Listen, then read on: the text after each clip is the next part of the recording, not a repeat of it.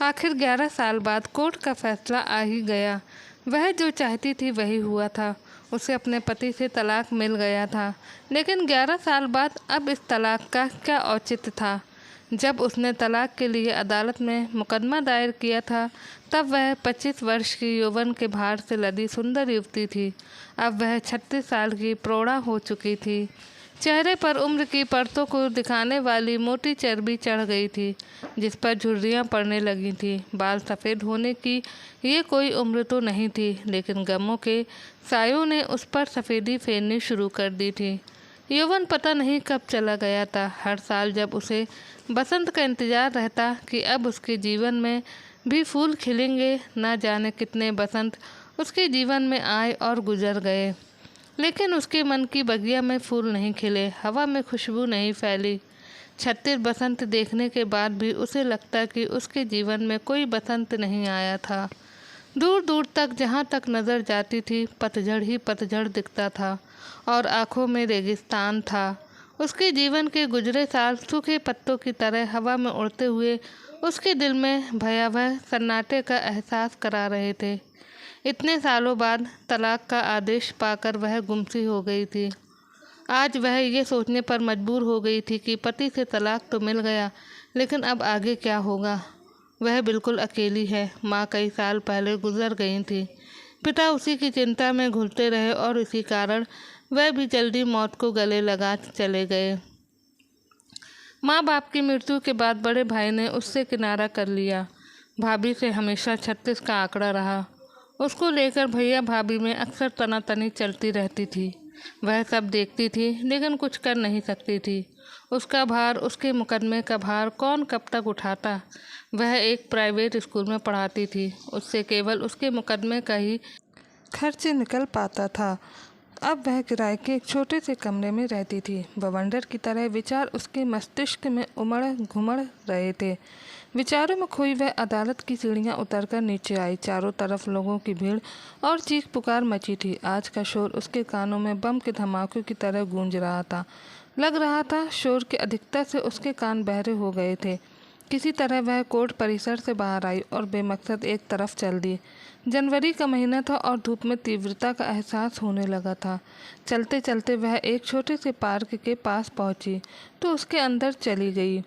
कुछ लड़के लड़कियां वहां बैठकर चहलबाजी कर रहे थे। उसने उनकी तरफ कोई ध्यान नहीं दिया और एक पेड़ के नीचे जाकर बैठ गई। वहां वह धूप छांव दोनों का आनंद ले सकती थी, लेकिन उसके जीवन में आनंद कहाँ था। जिन प्रश्नों पर वह कई बार विचार कर चुकी थी वही बार बार उसके दिमाग में आ रहे थे।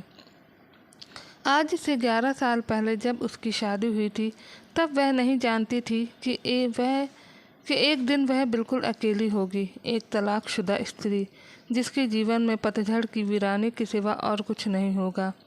शादी से पहले जब उसकी सहेलियां उससे कहती थीं कि वह घमंडी और अपनी खूबसूरती के मद में चूर लड़की है, वह नहीं जानती थी कि उसके स्वभाव में ये सारे अवगुण कैसे आए थे। ये जन्म से था या हालात के तहत उसके स्वभाव में समा गए थे। तब वह जवानी और अपनी खूबसूरती के मद में चूर थी, इसलिए अपने इन अवगुणों की तरफ देखने, सोचने व उनमें सुधार लाने की तरफ उसका ध्यान ही नहीं गया। माँ बाप ने भी कभी उसे नहीं टोका कि उसमें कोई ऐसा अवगुण है जो उसके जीवन को बर्बाद कर देगा। भाई को उससे कोई मतलब नहीं था। शादी के समय माँ ने उसे सीख दी थी, बेटी अब तुम्हारे जीवन का दूसरा पक्ष शुरू होने जा रहा है। ये बहुत महत्वपूर्ण है और इसमें यदि तुमने सोच समझकर कदम नहीं रखा तो जीवन भर पछताने के अलावा और कुछ नहीं तुम्हारे हाथ में आएगा। पति को काबू में रखना, सास ससुर को दबाकर रखना, उनके रिश्तेदारों को भाव न देना, वरना सब आए दिन तुम्हारे ऊपर बोझ बनकर खड़े रहेंगे। कोशिश करना कि सास ससुर से अलग रहकर अपना स्वतंत्र जीवन बिताओ। इसके लिए हर समय पति को टोकते रहना। एक न एक दिन वह तुम्हारी बात मानकर अलग रहने लगेगा। माँ की बात उसने गांठ बांध ली और शादी के एक हफ्ते बाद ही अपने तेवर दिखाने शुरू कर दिए। सबसे पहले तो उसने सास की बातों की तरफ ध्यान देना बंद किया। सास कुछ कहती तो वह ना सुनने का बहाना बनाती। सास पास आकर कहती तो वह चिड़चिड़ा कर कहती, आप नहीं कर सकती क्या इतना छोटा सा काम? जब देखो तब मेरे सिर पर खड़ी रहती हैं। मैं जब इस घर में नहीं थी तो क्या ये काम आप नहीं करती थी? वह जानबूझकर कोई न कोई हंगामा खड़ा कर देती, फिर भी सास उसे तकरार न करती। कुछ ही दिनों बाद उसने खाने को लेकर घर में हंगामा खड़ा कर दिया। मुझे रोज़ रोज़ दाल चावल अच्छे नहीं लगते, आपको खाने हो तो बनाइए, मैं अपना अलग खाना बना लिया करूँगी, नहीं तो होटल से मंगा लूँगी। पति राजीव ने उसे समझाते हुए कहा था, तुमको जो पसंद हो बना लिया करो, कोई मना करता है क्या? वह फास्ट फूड की शौकीन थी। चाइनीज़ और कॉन्टिनेंटल खाना उसे पसंद था। वह जानती थी ये चीज़ें घर में नहीं बनाई जा सकती थी, और अगर कोई बना भी ले तो किचन की गर्मी में फूकने से अच्छा है होटल से मंगाकर खा ले। इसलिए उसने इतना नाटक किया था कि घर में खाना बनाने का झंझट ना करना पड़े। फिर भी उसने साफ साफ कह दिया कि वह खाना नहीं बनाएगी। वह फ़ोन पर ऑर्डर करके बाहर से अपने लिए खाना मंगवाने लगी थी। इस सब का एक ही मकसद था कि वह राजीव को अपने माँ बाप से अलग कर सके। यही नहीं, हर रविवार जिद करके वह राजीव को बाहर भी ले जाती थी और महंगे रेस्टोरेंट में खाना खाकर आती। जब भी दोनों बाहर से खाना खाकर आते वह देखती कि राजीव का मूड उखड़ा उखड़ा सा रहता, लेकिन वह ध्यान नहीं देती। एक दिन राजीव ने कह ही दिया, सिमता अब ये महंगे शौक छोड़ दो, कुछ जिम्मेदारी भी समझो। मेरी पगार इतनी नहीं है कि मैं तुम्हारे लिए रोज़ाना बाहर से खाना मंगवा कर खिला सकूं। अपने हाथ से बनाना सीखो। मैं पूरे घर के लिए खाना नहीं बना सकती। मैं तुम्हारी पत्नी बनकर आई हूँ, तुम्हारे साथ रहना चाहती हूँ। माँ बाप से अलग रहो तो मैं घर में खाना बनाऊँगी, वरना बाहर से ही मंगवा कर खिलाओ। राजीव तिलमिलाकर रह गया था, फिर भी वह शांत भाव से बोला, माँ बाप हमारे ऊपर बोझ नहीं है, ये हमारा पुश्तैनी घर है। उनसे अलग रहकर मेरा खर्च दोगुना हो जाएगा। ये बात तुम्हारी समझ में नहीं आती तो क्या तुम मेरा और अपना खर्च नहीं उठा सकते? उठा सकता हूँ, मगर अलग नहीं रह सकता। राजीव ने साफ साफ कहा, तुम मेरा खर्च नहीं उठा सकते तो शादी क्यों की थी? समझ में नहीं आता। लोग कमाते एक धैला भी नहीं, लेकिन सुंदर पत्नी की कामना करते हैं। इससे अच्छा तो कुंवारे रहते। चिमटा, तुम बात का बतंगड़ क्यों बना रही हो? मेरे पापा को इतनी पेंशन मिलती है कि वे अपना खर्च खुद उठा सके। वे मेरी तनख्वाह का एक पैसा नहीं लेते, लेकिन जो शौक तुमने पाल रखे हैं उनमें मेरी तनख्वाह 15 दिन भी नहीं चलती। बाकी महीने का खर्च कहाँ से आएगा? खाने के अलावा घर के और भी खर्चे हैं। ये तुम जानो, ये तुम्हारा घर है, घर का खर्च चलाना भी तुम्हारा काम है। सही है, लेकिन अनाप शनाप खर्चों में घर नहीं चलता, बल्कि बर्बादी आती है। तो मैं अनाप शनाप खर्च करती हूँ, खाना ही तो खाती हूँ, और क्या। मैं सब समझती हूँ, पैसे बचाकर माँ बाप को देते हो। अब ऐसा नहीं चलेगा। आइंदा से तनख्वाह मेरे हाथ में रखा करोगे, तब मैं देखती हूँ घर खर्च कैसे नहीं चलता। राजीव मान गया। उसने अगले महीने की पूरी तनख्वाह चिमटा के हाथ में रख दी। ये लो, इसमें 5,000 रुपये निकाल देना। मैंने एक पॉलिसी ले रखी है। इसके अलावा मेरा स्कूल आने जाने का खर्च 3,000 रुपये है। बाकी तुम रख लो और घर चलाओ। राजीव को 8,000 रुपये देकर बाकी पैसे चिमटा ने रख लिए। पैसे हाथ में आते ही वह मनमानी पर उतर आई। बिना कुछ सोचे विचारे उसने खाने पीने की चीज़ों और अपने लिए कपड़े खरीदकर 1 हफ्ते में ही राजीव की पूरी तनख्वाह ख़त्म कर दी। तुम्हें तनख्वाह इतनी कम मिलती है, मुझे पता नहीं था। वह तो 1 हफ्ते भी नहीं चली। चिमटा ने जैसे राजीव पर एहसान करते हुए कहा, बाकी महीना कैसे चलेगा? राजीव ने तब भरी निगाहों से उसे देखा था। 40,000 रुपये कम नहीं होते। इतने में 10 आदमी बड़े आराम से 1 महीना दाल रोटी खा सकते हैं, लेकिन तुम्हारी बेवकूफ़ी से 40,000 रुपये 1 हफ्ते में खर्च हो गए। अब घर में बैठकर दाल रोटी खाओ। राजीव की आवाज़ सख्त नहीं थी, लेकिन उसमें थोड़ी तलखी थी। उसे लगा कि राजीव उसे डांटेगा, इसलिए वह पहले ही लगभग चीख कर बोली, पता नहीं कैसे भिखमंगों के घर में माँ बाप ने मुझे ब्याह दिया।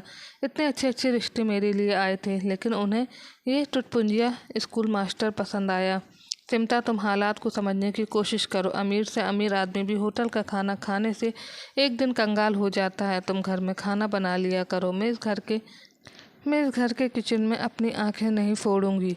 मुझे कहीं से भी पैसे ला कर दो, लेकिन मुझे पैसे चाहिए। मैं एक भिखारिन की तरह इस घर में नहीं रह सकती। और वह पैर पटकती हुई बेडरूम में चली गई। रात में राजीव उसे मना रहा था, चिमटा, मैं समझ सकता हूँ कि शादी के पहले तुम्हारी अलग ज़िंदगी थी, लेकिन शादी के बाद हर लड़की को ससुराल की हालत के अनुसार खुद को ढालना पड़ता है। मुझे उपदेश देने की ज़रूरत नहीं है। अगर तुम मेरा खर्च नहीं उठा सकते तो मुझे तलाक दे दो, अभी भी मुझे अच्छा घर वर मिल जाएगा। सिमटा ने ऐठ कर कहा। राजीव तब सन रह गया था। इस मुद्दे पर उसने सिमटा से कोई बहस नहीं की। सिमटा रोज़ राजीव से पैसे की मांग करती, लेकिन वह मना कर देता। एक दिन खींचकर सिमटा ने कहा, कंगाल आदमी, लो संभालो अपना घर, मैं जाती हूँ। उसने तैश में अपने कपड़े लत्ते समेटे और जाते जाते फिर बोली, जिस दिन मेरे खर्च लायक कमाने लगो मुझे विदा कराने आ जाना, लेकिन उसके पहले माँ बाप से अलग रहने का इंतजाम कर लेना। राजीव और उसकी माँ ने उसे कितना मनाने की कोशिश की, ये याद आते ही सिमटा की आंखों में आंसू आ गए। सोच सोच कर वह दुखी होने लगी। लेकिन अब दुखी होने से क्या फ़ायदा। आज जिस हालत में वह थी उसकी जिम्मेदार तो वह खुद थी। पार्क की बेंचों पर और पेड़ों के नीचे अब लड़के लड़कियों की तादाद बढ़ने लगी थी। सिमटा ने अपने चारों तरफ निगाह डाली। लड़के और लड़कियां खुले प्यार का आदान प्रदान कर रहे थे। उसने एक लंबी सांस ली। उसे कुछ अजीब सा लगने लगा था और वह उठकर पार्क के बाहर आ गई। शाम होने में अभी थोड़ी देर थी। उसने अपने घर की तरफ का रुख किया। रास्ते पर चलते हुए वह फिर उन्हीं विचारों में खो गई, जिन विचारों के दरिया से वह न जाने कितनी बार तैरकर बाहर आई थी। पति का घर छोड़कर अपने मायके आई तो माँ बाप को बहुत हैरानी हुई। भाई भी परेशान हो गया। सबने मिल बैठकर उससे कारण पूछा तो उसने बस इतना कहा, अब मैं उस कंगाल घर में नहीं जाऊंगी। आप लोगों ने अपने मन की कर ली। मुझे ब्याह कर आप लोग अपनी जिम्मेदारी से फ्री हो गए, लेकिन अब मुझे अपने ढंग से जीवन जीने दो। मैं राजीव से तलाक चाहती हूँ। तलाक सबके मुंह से एक साथ निकला। कुछ देर सब मुंह बाएं सिमटा का मुंह देखते रहे। फिर माँ ने पूछा, ऐसा क्या हो गया तुम्हारे साथ? ससुराल में जो 2 महीने बाद ही तुम तलाक लेने पर उतर आई, ये पूछो कि क्या नहीं हुआ। छोटे और गरीब लोगों के घर में मुझे ब्याहते हुए आपको शर्म नहीं आई? आपने ये तक नहीं सोचा कि उस घर में आपकी बेटी गुजारा कैसे करेगी? इतने प्यार से मुझे पाल पोस कर बड़ा किया, मेरी हर ज़रूरत पूरी की, ऊंची शिक्षा दी। इसके बाद भी क्या मेरी ज़िंदगी में वही टुच्चा घर बचा था? बेटा, ये क्या कह रही हो? वे तुम्हारा खर्च क्यों नहीं उठा पा रहे हैं? तुम्हारे ऐसे कौन से खर्चे हैं जो उनके बूते में नहीं है? अच्छा खासा खाता पीता परिवार है। उसके पिता ने पूछा, बेटी ऐसी क्या बात हो गई जो तुम अपने पति से तलाक लेना चाहती हो? हमें कुछ बताओ तो हमें पता भी चले। मैंने तुम्हें ये शिक्षा तो नहीं दी थी, बस अलग रहने के लिए कहा था। उसके जवाब देने के पहले ही माँ ने सवाल दाग दिया। मैंने कह दिया कि मुझे उस घर में अब लौटकर नहीं जाना, बस मैं तलाक लेकर दूसरी जगह शादी करूँगी। इस बार खुद घर बार देखकर उसने अपना अंतिम फैसला सुना दिया। उसने ना किसी की सुनी और ना किसी की चलने दी। तब उसके पिता नौकरी करते थे, भाई भी नौकरी करने लगा था, माँ गृहिणी थी। उसके खाने पीने की कोई परेशानी नहीं थी। मायके लौटने के दूसरे महीने ही उसने वकील से सलाह लेकर कोर्ट में तलाक का मुकदमा दायर कर दिया। नोटिस मिलने पर राजीव उससे मिलने आया था। वह उससे घर लौटकर चलने के लिए बहुत मिन्नत कर रहा था, लेकिन सिमटा ने उससे साफ साफ कह दिया था, क्या आपने अलग घर ले लिया है? नहीं चिमटा, मैं अपने माँ बाप से अलग रहने के बारे में सोच भी नहीं सकता। बचकानी हरकत मत करो, इससे हम दोनों का जीवन बर्बाद हो जाएगा। लेकिन उसने समझने की कोशिश नहीं की। ऐंठ कर बोली, तो फिर तलाक के लिए तैयार रहो। राजीव ने चलते चलते कहा था, हर बात में जिद अच्छी नहीं होती। इतना ध्यान रखना कि कोर्ट इतनी आसानी से किसी को तलाक नहीं देता जब तक उसका कोई ठोस आधार ना हो। सिमटा तब ये बात नहीं समझी थी। खुद को व्यस्त रखने के लिए उसने एक प्राइवेट स्कूल में शिक्षिका की नौकरी कर ली थी। कोर्ट ने वादी सिमटा को 6 महीने का समय दिया ताकि वह अपने फैसले पर दोबारा विचार कर सके। तब भी अगर उसे लगे कि वह अपने पति के साथ गुजारा नहीं कर सकती तो फिर से याचिका पर सुनवाई होगी। इस 6 महीने के दौरान राजीव ने उससे मिलने की कोशिश की, लेकिन वह उससे बात तक करने को तैयार नहीं हुई। उसे पूरा यकीन था कि 6 महीने बाद उसे तलाक मिल जाएगा और तब वह अपनी मर्जी से किसी धनवान लड़के के साथ शादी कर लेगी। उसने अखबारों, पत्रिकाओं और इंटरनेट पर अपने लिए योग्य वर्ग की खोज भी करनी शुरू कर दी थी, लेकिन उसकी आशाओं पर पहली बार पानी तब फिरा जब 6 महीने बाद सुनवाई शुरू हुई। हर सुनवाई पर तारीख पड़ जाती। कभी जज छुट्टी पर होते, कभी कोई वकील, कभी वकीलों की हड़ताल होती, कभी जज महोदय अन्य मामलों में बिजी होते। राजीव ने अपना जवाब दाखिल कर दिया था। वह सिमटा को तलाक नहीं देना चाहता था, जबकि तलाक की याचिका में सिमटा ने कहा था कि उसका पति उसका भरण पोषण करने में असमर्थ है। राजीव की आय के प्रमाण पत्र मांगे गए थे। ये सब करते करते 2-3 साल और निकल गए। फिर जज बदल गए। नए जज महोदय ने नए सिरे से सुनवाई शुरू की। हर पेशी पर केस की सुनवाई हुए बिना अगली तारीख पड़ जाती। बहुत दिनों बाद एक जज ने खुद सिमटा और राजीव से व्यक्तिगत तौर पर कुछ प्रश्न किए। उसके बाद अगली तारीख पर फैसला सुनाया। दोनों पक्षों को सुनने के बाद मैं इस निर्णय पर पहुंचा हूं कि वादी के पास अपने पति से तलाक मांगने का कोई उचित कारण नहीं है। उनके बीच कलह का मात्र एक कारण है कि वादी अपने सास ससुर से अलग रहना चाहती है, लेकिन पति ऐसा नहीं चाहता। वादी ने दूसरा कारण ये बताया है कि प्रतिवादी उसका खर्च वहन करने में सक्षम नहीं है। वादी का पति एक शिक्षक है और उसकी आय का ब्यौरा अदालत में मौजूद है, जिससे ये प्रमाणित होता है कि वह उसका भरण पोषण करने में सक्षम है। वादी के पास प्रतिवादी द्वारा प्रताड़ित करने का कोई प्रमाण पत्र भी नहीं है। सो वादी को निर्देश दिया जाता है कि वह पति के साथ रहकर अपना पारिवारिक दायित्व निभाते हुए रिश्तों में सामंजस्य बिठाए। मुझे विश्वास है कि दोनों सुखद दाम्पत्य जीवन व्यतीत करेंगे। याचिका खारिज की जाती है। कोर्ट का आदेश सुनकर शिमता को गश आ गया था। लगभग 5 वर्षों बाद ये फैसला आया था। उसकी समझ में नहीं आ रहा था कि अब वह किधर जाए।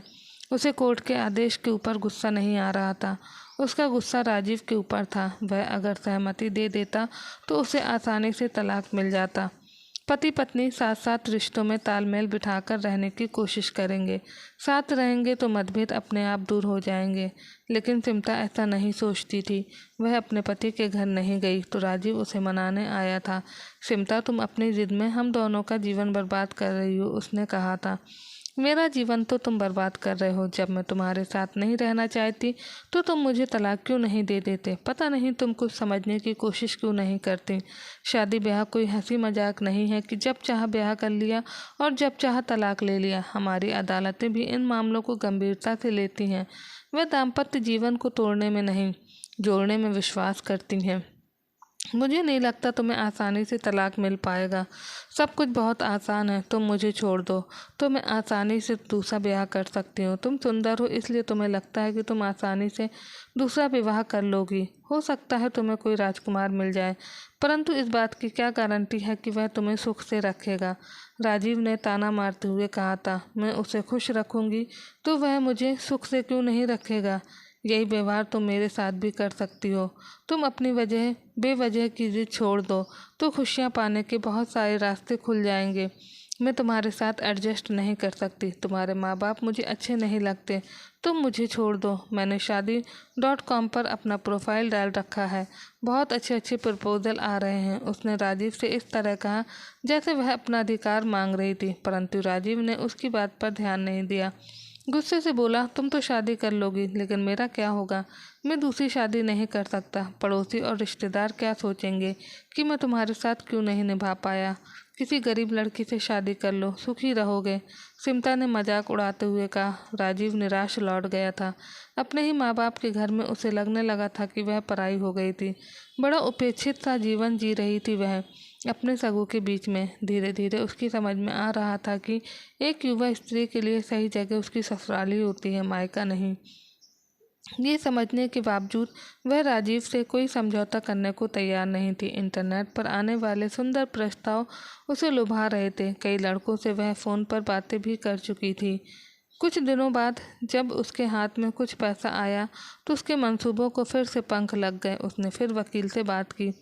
वकील साहब, आप किसी तरह मुझे मेरे पति से तलाक दिलवा दो। फिर से अर्जी देनी होगी। इस बार केस में कोई ठोस वजह बतानी पड़ेगी। पहले वाले जज का तबादला हो गया है, अब नए जज आए हैं। कल तुम फीस के पैसे लेकर आ जाओ, परसों अर्जी दाखिल कर देंगे। अर्जी फिर से कोर्ट में दाखिल हो गई। कोर्ट ने फिर से विचार के लिए 6 महीने का समय दिया। कानून के तहत यह एक निर्धारित प्रक्रिया थी। सिमटा नहीं जानती थी कि कानूनी प्रक्रिया इतनी लंबी खिंचती है। इस बार भी 3-4 महीने में एक तारीख पड़ती तो उसमें सुनवाई ना हो पाती। किसी न किसी कारण फिर से अगली तारीख पड़ जाती। अगली तारीख भी 3-4 महीने बाद की होती। पेशियों की तारीखें लंबी पड़ती थीं, लेकिन उम्र के हाशिए छोटे होते जा रहे थे। एक मन कहता आह छोड़कर वह राजीव के पास चली जाए, लेकिन तत्काल दूसरा मन उसकी इस सोच को दबा देता। क्या वह अपनी हार को स्वीकार कर लेगी? लोग क्या कहेंगे? ससुराल पक्ष के लोग ताने मार मार कर उसका जीना हराम नहीं कर देंगे? क्या वह अपने स्वाभिमान को बचा पाएगी? उसके अंदर आह का नाक फना कर अपना सिर उठा लेता और उसे आगे बढ़ने से रोक लेता। जब भी वह लंबे चलने वाले मुकदमे से हताश और निराश होती तो उसके कदम पीछे हटकर पति से समझौता करने के लिए उकसाते। लेकिन आह के पहाड़ की सबसे ऊंची चोटी पर बैठी सिमटा नीचे उतरने से डर जाती। एक बार उसने अपने वकील से मुकदमा वापस लेने की बात की तो उसने कहा, अब इतना आगे आकर पीछे हटने का कोई मतलब नहीं है। वह अपनी सुंदर काया को जलाकर राख कर दिए दे रही थी। 36 की उम्र में वह 45 साल की लगने लगी थी। उसके सपने टूट टूट कर बिखरने लगे थे। सौंदर्य के रंग फीके पड़ने लगे थे। उसके जीवन की बगिया में ना तो भंवरों की गुनगुनाहट थी, न तितलियों के रंग। उसके चारों तरफ सूना आसमान पसरा गया था और पैरों के नीचे तपता हुआ रेगिस्तान था जिसका कोई और छोर नहीं था। मुकदमा चलता रहा। इस बीच न जाने कितने जज आए और चले गए, लेकिन मुकदमा अपनी जगह से 1 इंच भी नहीं हिला था। तलाक के प्रति अब उसका मोहभंग हो गया था। कुछ और साल निकल गए। ढाक के वही 3 पात, कहीं कोई और छोर नजर नहीं आ रहा था। जब उसका शरीर सूख गया, आंखों की चमक धूमिल हो गई, सौंदर्य ने साथ छोड़ दिया, बाल चांदी हो गए, तब एक दिन जज ने उसकी तरफ देखते हुए पूछा, क्या अभी भी आप तलाक चाहती हैं? उसकी सूनी आंखें राजीव की तरफ मुड़ गई थीं। वह सिर झुकाए बैठा था, उसकी तरफ कभी नहीं देखता था। सिमटा भी नहीं देखती थी, आज पहली बार देखा था। दोनों की आंखें चार होती तो बहुत सारे गिले शिकवे दूर हो जाते। अब तक 10 साल बीत चुके थे और वह अच्छी तरह समझ गई थी कि अब उसके लिए तलाक के लिए कोई माने नहीं थे। वह चुप रही तो उसके वकील ने कहा, हुजूर, हम पहले ही कह चुके हैं कि वादी प्रतिवादी के साथ जीवन नहीं गुजार सकती। सिमटा का मन हुआ था कि वह चीख चीख कर कहे, नहीं नहीं नहीं, लेकिन उस समय जैसे किसी ने उसका गला दबा दिया था। वह कुछ नहीं कह पाई थी और तब कोर्ट ने निर्देश दिया, कुछ दिन और साथ रहकर देखो। लेकिन दोनों कभी साथ नहीं रहे। दोनों ही पक्ष इस बात को कोर्ट से छिपा रहे थे। वह इसलिए इस तथ्य को छिपा रही थी कि कोर्ट उसके आदेश की अवहेलना मानकर उसके खिलाफ कोई कार्रवाई न कर दे। राजीव पता नहीं क्यों इस तथ्य को छिपा रहा था। संभवतः वह सिमटा की भावनाओं के कारण इस बात को कोर्ट से छिपा रहा था। सबके अपने अपने आह थे, अपने अपने कारण थे। कोर्ट की अपनी रफ्तार थी। वह किसी की निजी जिंदगी से प्रभावित नहीं हो रही थी, लेकिन 2 जिंदगियां अदालती कार्रवाई में फंसकर पिस रही थी। सोच सोच कर उसने अपने को जिंदा लाश बना लिया था। एक दिन वकील का उसके पास फ़ोन आया कि अगली पेशी पर कोर्ट का आदेश आएगा। राजीव ने लिख कर दे दिया है कि वह उसको तलाक देना चाहता था। सुनकर सिमटा के दिल में एक पहाड़ सा टूट कर गिर गया। वह अंदर से रो रही थी, परंतु बाहर उसके आंसू सूख गए थे। वह एक सूखी झील के समान थी जिसमें गहराई तो थी, लेकिन संवेदना और जीवन के जल की एक बूंद भी न थी। राजीव के लिखकर देने के बाद ही शायद वर्तमान जज को ये भान हुआ होगा कितने सालों बाद भी अगर पति पत्नी सामंजस्य नहीं बिठा पाए तो उन्हें तलाक दे देना ही बेहतर होगा। अगली पेशी पर वह कोर्ट गई। राजीव भी आया था। वह भी उसकी तरह बूढ़ा हो गया था। दोनों ने एक दूसरे की तरफ देखा था। राजीव की आंखों में गहन पीड़ा का भाव था। वह आहत था, लेकिन अपनी पीड़ा किसी को बयान नहीं कर सकता था। वे दोनों विपरीत दिशा में खड़े होकर फैसले का इंतजार करने लगे और आखिरकार कोर्ट का फैसला आ गया था। उसे तलाक मिल गया था, लेकिन वह खुश नहीं थी। 11 साल बहुत लंबा वक्त होता है। इतने सालों के बाद अब तलाक लेकर उसके मन में किस तरह के जीवन की अभिलाषा बची थी। अब आगे क्या? एक बार फिर से वही प्रश्न उसके सामने था। अंधेरा घिर आया था। चारों तरफ बत्तियां जल गई थीं, लेकिन उसके अंदर असीम अंधेरा था। उसका दिल डूब रहा था। उसका सारा सौंदर्य खत्म हो गया था। सौंदर्य के जाते ही उसका घमंड भी न जाने कहाँ गायब हो गया था। अब उसकी समझ में नहीं आ रहा था कि वह करे तो क्या करे। कोई भी तो उसका नहीं था इस दुनिया में। भाई भाभी पहले ही उससे विमुख हो गए थे। पति से तलाक मिल गया, अब उसका कौन था? आधी उम्र बीत जाने के बाद वह किसके सहारे जीवन बिताएगी? दूसरा विवाह कर भी ले तो बुढ़ापे तक लोग एक दूसरे का सहारा ढूंढ लेते हैं। उसका मन बेचैन था और वह भागकर कहीं चली जाना चाहती थी। आज उसका आह चकनाचूर हो चुका था। मन में एक संकल्प लेने के बाद वह एक तय दिशा में चल पड़ी। गली बड़ी सुनसान थी। चारों ओर अंधेरा था, केवल घरों का प्रकाश खिड़कियों से छनकर गली में आ रहा था। ऐसे में गली में सब कुछ साफ साफ नहीं दिखाई दे रहा था, लेकिन सिमटा के मन के अंदर एक अनोखा प्रकाश व्याप्त हो गया था, जिसमें वह सब कुछ साफ साफ देख रही थी। अब उसके मन में कोई दुविधा नहीं थी। घर के अंदर भी सन्नाटा था। उसने धीरे से घंटी बजाई। अंदर से घंटी की आवाज़ सुनाई दी। फिर 2 मिनट बाद दरवाज़ा खुला। उसके सामने मुदरनी चेहरा लिए राजीव खड़ा था। मुंह अंदर का प्रकाश सिमटा के चेहरे पर पड़ रहा था। वह पहचान गया था, लेकिन तुरंत उसके मुंह से आवाज़ निकली। सिमटा का दिमाग स्थिर था, मन शांत था, दिल में बस एक गुबार था जो बाहर निकलने के लिए बेताब हो रहा था। राजीव, उसने भीगे स्वर में कहा। राजीव कुछ कहना चाहता था, लेकिन सिमटा ने उसे लगभग धकेलते हुए कहा, मैं बहुत थक चुकी हूँ राजीव, कुछ देर बैठना चाहती हूँ। राजीव ने उसे अंदर आने का रास्ता दिया। वह अंदर आकर धड़ाम से सोफे पर गिर गई और लंबी लंबी सांसें लेने लगी। राजीव दौड़कर एक गिलास पानी ले आया और उसके हाथ में थमाकर बोला, लो पी लो। राजीव ने सिर झुकाकर कहा, सब कुछ ख़त्म हो गया। वह उठकर सीधी बैठ गई। नहीं राजीव, सब कुछ ख़त्म नहीं हुआ है। जीवन कभी ख़त्म नहीं होता, आशाएं कभी नहीं मरती। अगर कुछ ख़त्म हुआ है तो मेरा अज्ञान, मूढ़ता और घमंड। मेरा सौंदर्य भी ख़त्म हो गया है, लेकिन तुम्हारे लिए प्यार बढ़ गया है। अब इसका कोई अर्थ नहीं है। राजीव ने मरे स्वर में कहा, क्या हम एक दूसरे के पास वापस नहीं आ सकते? उसने गिड़गिड़ाते स्वर में कहा और उसके बगल में आकर बैठ गई। मैंने आपको बहुत कष्ट दिया, लेकिन सच मानिए बहुत पहले ही मेरी समझ में आ गया था कि मैं जो कर रही थी सही नहीं था। फिर तभी लौटकर क्यों नहीं आई? राजीव का स्वर थोड़ा खुल गया। बस अविवेक का पर्दा पूरी तरह से हटा नहीं था।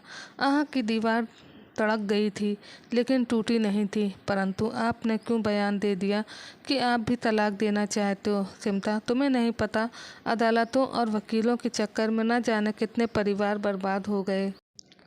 पहले मुझे लगता था 2-1 साल तक कोर्ट के चक्कर लगाने के बाद तुम्हारी अकल ठिकाने आ जाएगी और तुम तलाक का मुकदमा वापस ले लोगी। परंतु जब देखा 11 साल निकल गए, जवानी साथ छोड़ती जा रही है, तब मैंने कोर्ट में अपनी सहमति दे दी, वरना ये कार्रवाई जीवन के अंत तक समाप्त नहीं होती। सिमटा कुछ पल तक उसके चेहरे को देखती बैठी रही। फिर पूछा, तो क्या अदालत का फैसला मानोगे? या उसने जानबूझकर अपनी बात अधूरी छोड़ दी। राजीव के दिल में एक कसक सी उठी। वह करा उठा, मेरे मन में कभी भी तुम्हें ठुकराने की बात नहीं आई। ये तो तुम्हारी जिद के आगे मैं मजबूर हो गया था। तभी तो क्या आपको मन का फैसला मंजूर है? राजीव कुछ नहीं बोला, बस भावपूर्ण आंखों से उसके मलिन चेहरे पर निगाह गड़ा दी। सिमटा समझ गई और धीरे से अपना सिर उसके कंधे पर रख दिया। तो दोस्तों, राजीव ने सिमटा को माफ़ करके सही किया या गलत? अपनी राय कमेंट्स बॉक्स में ज़रूर दीजिएगा। कहानी अच्छी लगी हो तो वीडियो को लाइक करें, शेयर करें और चैनल को सब्सक्राइब करें।